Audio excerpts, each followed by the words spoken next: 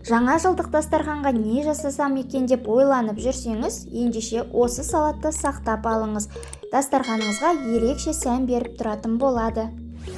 Жасалу жолы оп-оңай. Алдымен вареный колбасаны теркіден өткізіп алатын боламыз.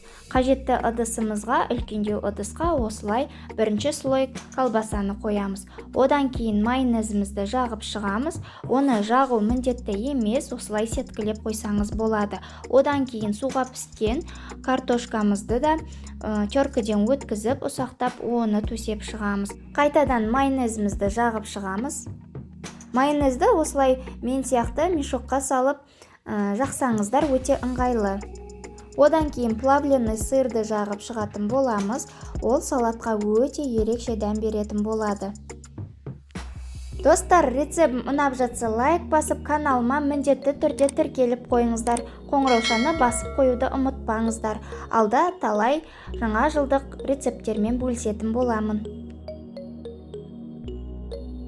Одан кейін помидорымызды кубиктап турап дайындап алдым. Помидорды төсеп шығатын боламыз. Одан кейін қайтадан майонез жағып шығамыз.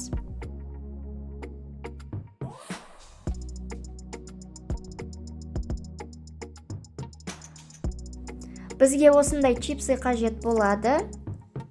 Чипсымызды жан-жағына тарелкаге осылай қойып шығамыз.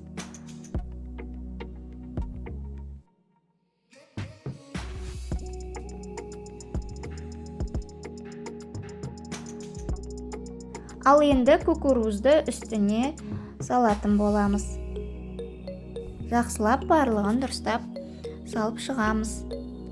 Қараңыздаршы, қандай әдемі күнбағыс секілді салат болып шыға келді.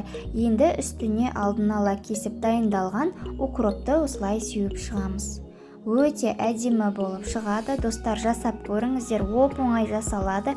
Үйдегі бар заттардан, қарапайым қол жетімді заттардан жасалады. Бұл салатты дайындауға менің 10 минут уақытым кетті. Сіздер де жасап көріңіздер, мерекелік дастарханыңызға өте әдемі сән беріп тұратын болады. Ал достар, назарларыңызға рахмет. Қош сау болыңыздар. Каналыма тіркелуді ұмытпаңыздар.